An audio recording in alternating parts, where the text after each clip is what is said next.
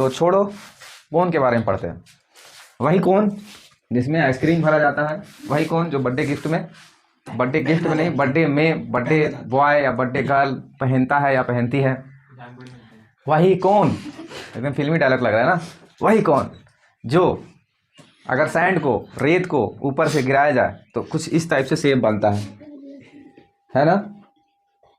अच्छा, कोन के टाइप होते हैं। कोन के टाइप होते हैं। कोन इस टाइप से भी हो सकता था,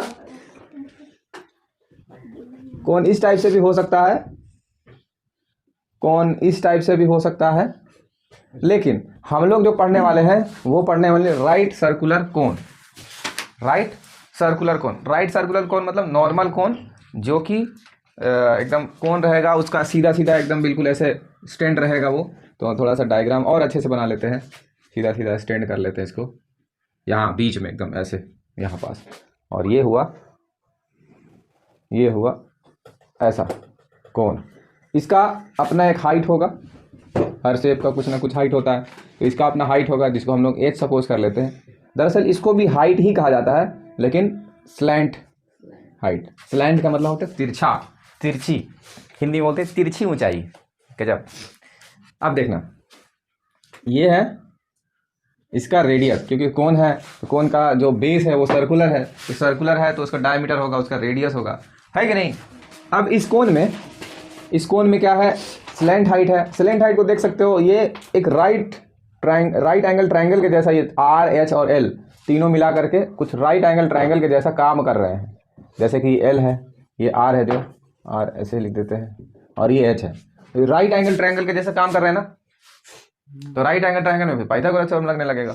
पाइथागोरस थ्योरम वही जो बोलते हैं कि सबसे बड़ा साइड जिसको हाइपोटेनस बोलते हैं, हाइपोटेनस का स्क्वायर दो छोटे छोटे साइड के स्क्वायर के इक्वल होता है। कभी कभी जैसे कोन का सरफेस एरिया, वॉल्यूम, ये सब फाइंड करने के लिए टोटल सरफेस एरिया ये सब आएगा तो उसमें एल की ज़रूरत पड़ती है, तो एल की ज़रूरत पड़ती है, और कई बार केवल एच और आर दिया रहता है, तो एच और आर दिया रहेगा, उसी के हेल्प से एल हम लोग पता कर लेंगे, जो कि √/h² प्लस r² होगा। समझ में आ रही है बात ये। अब हम लोग पढ़ते हैं curve surface area of cone. Curve surface area मतलब ये वाला कर्व सरफेस एरिया मतलब जिस कागज से, जिस प्लास्टिक से, जिस शीट से बना है कोन, नीचे अगर खाली है तो वो कर्व है। और कर्व सरफेस एरिया क्या होगा, curve surface area of cone is equal, बहुत सिंपल सा फॉर्मूला है, πr_l। क्या है, πr_l। पाई का वैल्यू 22/7, जब कुछ नहीं दिया है तो रखेंगे। एग्जाम क्वेश्चन में दिया है कि 3.14 रखिए, तो फिर वही रखना, फिर 22/7 नहीं रखना। आर रेडियस है और एल स्लैंट हाइट है। अब ये कर्व सरफेस एरिया हो गया। अब हम लोग लिख रहे हैं टोटल सरफेस एरिया। क्या, total surface area of cone. Total surface area में क्या होगा, ये कर्व वाला भी कर्व तो है ही, उसके साथ साथ बेस को भी ऐड कर लेना है। टोटल मतलब मान लो कोन ऐसा है जो एकदम बिल्कुल सॉलिड है ना, ऊपर भी भरा हुआ और नीचे भी जो खाली जगह बेस है उसको भी क्या कर दिया हम लोग, पैक कर दिया है किसी चीज़ से। तो वो टोटल सरफेस एरिया में क्या करेंगे हम लोग, कर्व सरफेस एरिया को और प्लस बेस ऑफ कोन को ऐड कर देंगे। तो कर्व सरफेस एरिया क्या है, और बेस जानते हो सर्कुलर है, तो सर्कुलर है तो πr² होगा। समझ रहे हो नहीं। अब इसमें क्या करेंगे, πr देख रहे हैं कि ये दोनों में है, इसमें भी है, इसमें भी है, तो l + r हो जाए। इससे क्या होता है, थोड़ा आसान हो जाता है, बार बार हम लोग को 2 बार पाई का वैल्यू से मल्टीप्लाई नहीं कराना पड़ेगा, एक ही बार कराना पड़ेगा। तो total surface area of cone इस टाइप से नहीं याद करना है, सॉल्व करना है, बनाना है फॉर्मूला, धीरे धीरे फिर याद हो जाता है। और बेहतर होगा कि बनाएं, क्योंकि देखो अब तक तो सिलेंडर का टोटल सरफेस एरिया भूल गया होगा, है ना। तो ऐसे याद रखोगे, internal surface area 2πr(h), external surface area plus कर दो 2πR(h), फिर रिंग वाला है ना ऊपर नीचे 2π इंटू R² - s, सबको ऐड कर देते हैं तो टोटल सरफेस एरिया मिल जाता है।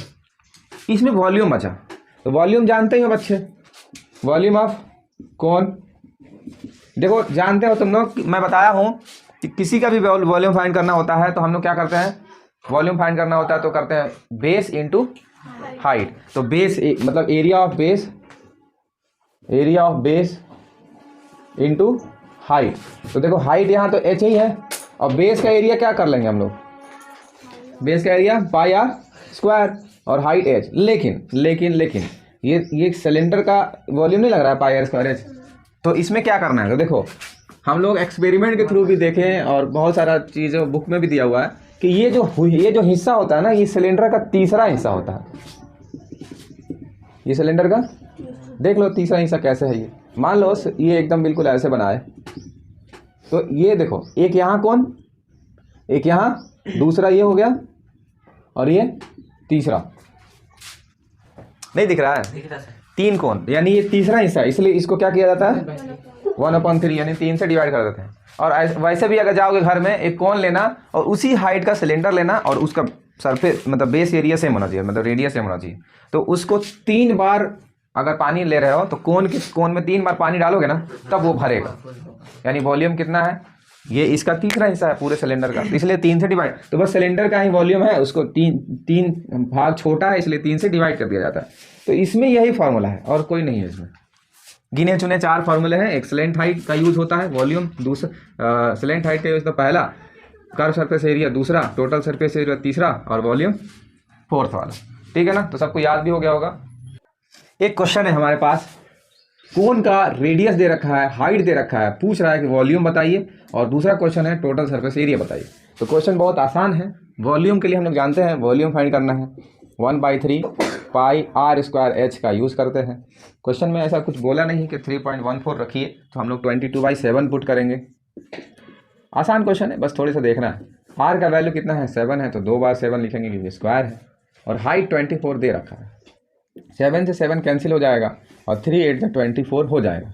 तो 22 इंटू 7 इंटू 8, अब इसी को मल्टीप्लाई करेंगे और आंसर आ जाएगा। बस इतना ही है। कितना है 1 2 3 मतलब 1232, क्योंकि वॉल्यूम है इसलिए सेंटीमीटर क्यूब देना, मतलब सेंटीमीटर में है सब तो क्यूब लगाना उस पर ज़रूरी है ताकि पता चले कि वॉल्यूम है। इसी टाइप से क्या पूछा है, total surface area. Total surface area के लिए क्या फॉर्मूला लगाना है बच्चों, टोटल सरफेस एरिया ऑफ कौन, pi r l plus r. Very good. तो पाई का वैल्यू 22/7, आर तो 7 दिया ही है, एल पता करना पड़ेगा इसमें, क्योंकि देखो ये एल यहाँ से कैसे पता कर सकते हैं, यहाँ लिख लेते हैं। एल इज इक्वल √/h², मतलब 24 का स्क्वायर और 7 का स्क्वायर। तो 24 का स्क्वायर कितना होता है 576, 576 और इसका 49। अब इसको ऐड करेंगे तो 625, जो कि 25 हो जाता है। अब इसमें इसका वैल्यू 25 आ चुका है, रख लेंगे। आर का वैल्यू 7 है, वो भी रख लेंगे, है ना। तो ये कितना हो जाएगा 32, ये तो गया, और ये कितना हो जाएगा 32। अब इसको मल्टीप्लाई कर लेंगे तो आंसर आ जाएगा। तो क्योंकि सरफेस एरिया इसलिए सेंटीमीटर स्क्वायर लगाना ज़रूरी है। तो बहुत नॉर्मल सा क्वेश्चन था। यूज कैसे करते हैं फॉर्मूला में, आर रखना है, एल रखना है, कहीं के एल नहीं दिया रहेगा तो एल ऐसे आ जाएगा। ठीक है बच्चों। तो एक क्वेश्चन है एग्जाम्पल नंबर 8, है ना। हम लोग कौन सा बुक से कर रहे हैं, सलीना से।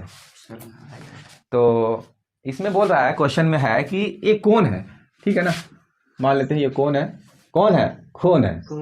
इसका हाइट कितना दे रखा है पहले से 3.6 सेंटीमीटर, और इसका रेडियस दे रखा है 1.6 सेंटीमीटर रेडियस है और हाइट 3.6 है। बोल रहा है इसी को मेल्ट करके एक दूसरा कोन बनाया जा रहा है, जिसका हाइट हमको नहीं पता, हाँ, लेकिन रेडियस पता है, थोड़ा कम हो गया, मतलब ये जितना है ना डायमीटर, इतना इसका रेडियस जिसका 1.6 है, अब रेडियस इसका क्या है 1.2 है, थोड़ा सा छोटा हो गया, मान लेते हैं इतना हो गया, अब इसका 1.2 है।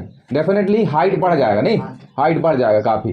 तो हम लोग इसको थोड़ा सा नीचे बना लेते हैं, हाइट काफ़ी बढ़ जाएगा। अब पता नहीं कितना बढ़ जाएगा, वही तो पूछ रहा है क्वेश्चन में कि हाइट क्या रहेगा।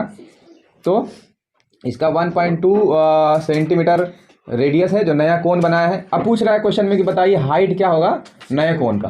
तो हम लोग क्या करेंगे बच्चों, देखो फर्स्ट वाले का कोन का वॉल्यूम और सेकंड वाले का कोन का वॉल्यूम दोनों को बैलेंस कर देंगे। बैलेंस क्यों करेंगे, क्योंकि इसी को मेल्ट करके बनाया जा रहा है दूसरा, तो वॉल्यूम में यानी जगह घेरने में बराबर ही हिस्सा होगा, ठीक है, जगह लेने में बराबर हिस्सा होगा।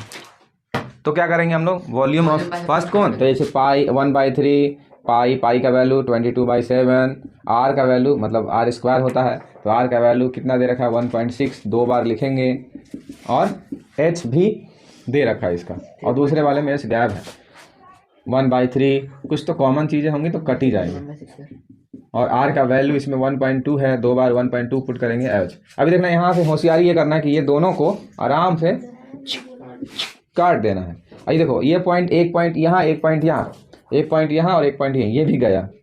नहीं समझ में आ रहा होगा अगर, तो ऐसे कर लेना, इसको 10 बना लेना, इसको 10 बना लेना, इसको भी 10 बना लेना, इसको भी 10 और इसको भी 10 बना लेना। ये 2 10 तो गया, समझ में आया। अब जो बचा है आराम से लिख लेंगे, जैसे कि 16 × 16 × 36, एक 10 बचा है। अब ये जो 12 है, 2 ठो, उसको यहाँ पास ले लेंगे, क्योंकि हम लोग को सब्जेक्ट किसको बनाना है, H को, H पता करना है।